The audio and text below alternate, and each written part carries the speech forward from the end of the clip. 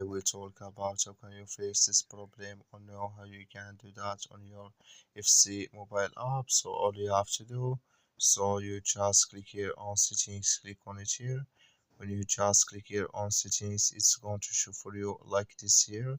So then you go down, just keep going down, then you click here on apps, then you come to apps list here until you're looking for FC mobile app, or just click on search, then here add FC mobile app. It's going to show for you like this. You click on it, so then it's going to take you to this list here. Click on force stop, then you click on OK, then you go down, just click here on storage, come to storage list here, just click on clear cache. Then all you have to do, so you just go to your Play Store, click here on Play Store, then you search here for FC mobile. It's going to show for you like this.